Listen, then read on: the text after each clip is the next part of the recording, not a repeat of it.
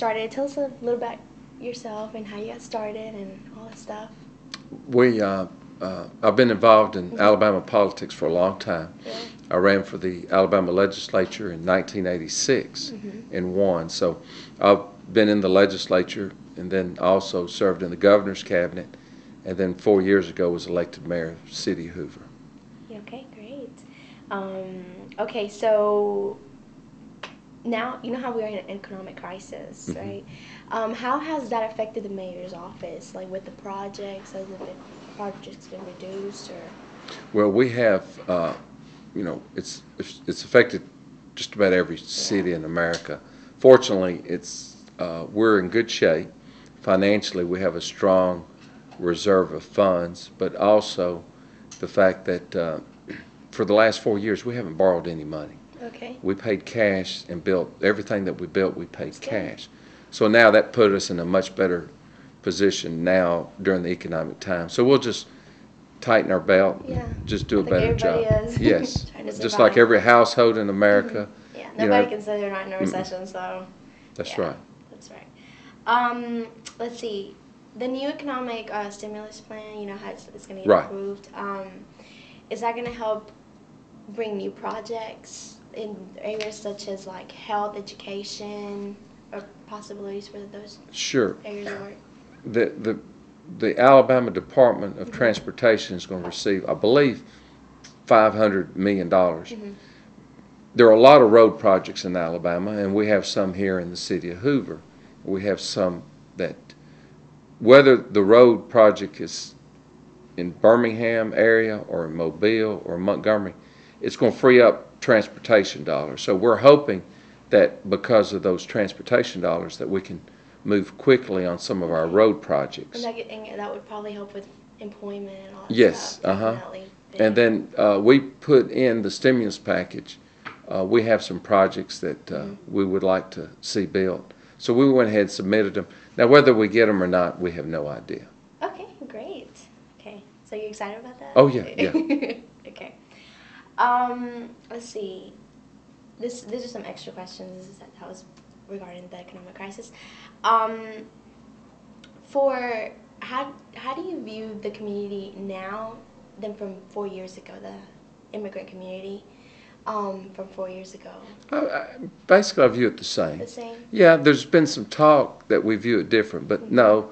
I had a fundamental problem with the city participating in a day labor pickup site. Yeah. And so we closed that, and there was a lot of controversy around that.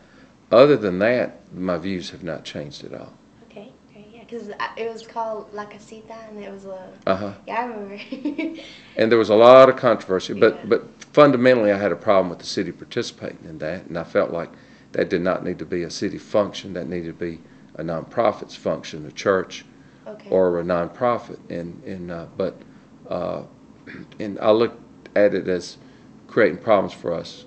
Something that we're interested in is we're interested in keeping our community safe.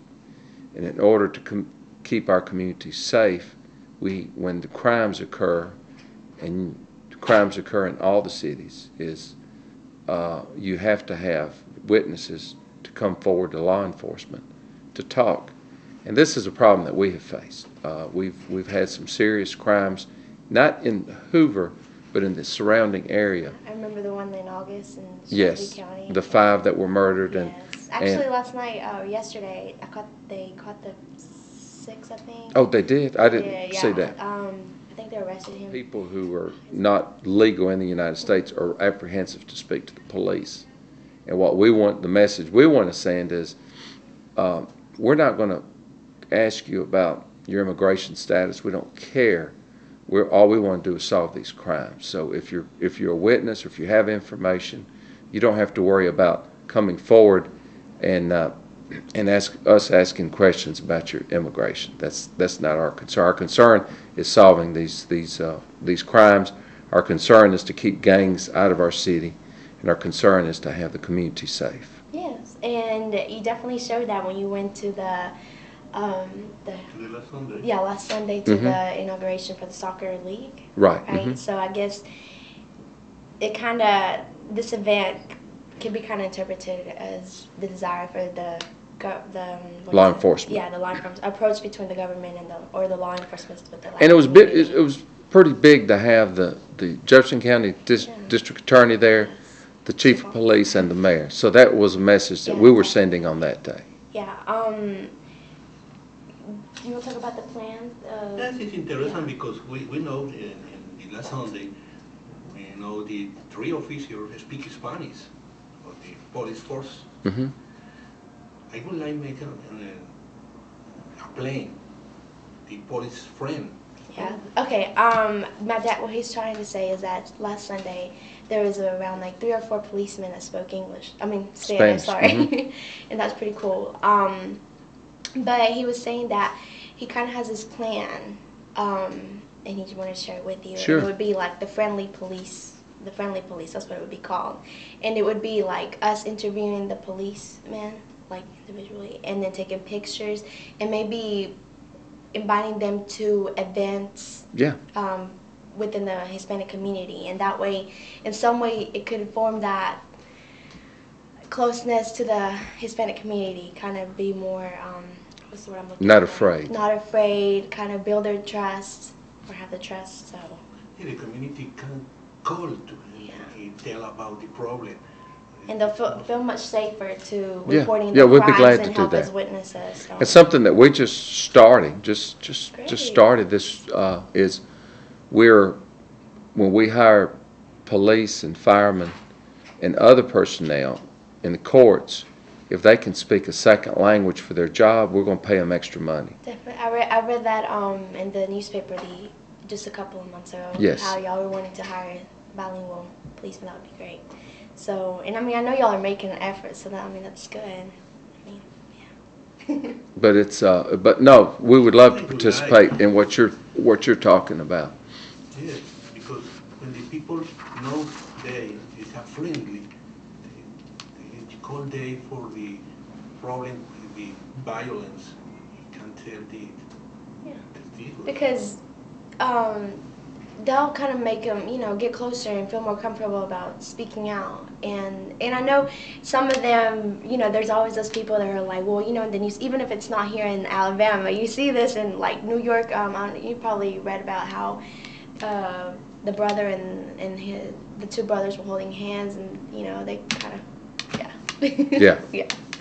So, and then and then you see police chase and all this stuff, and the policemen kind of maybe overusing their authority and maybe using violence against immigrants and Hispanics, or just not Hispanics, just Well, our concern is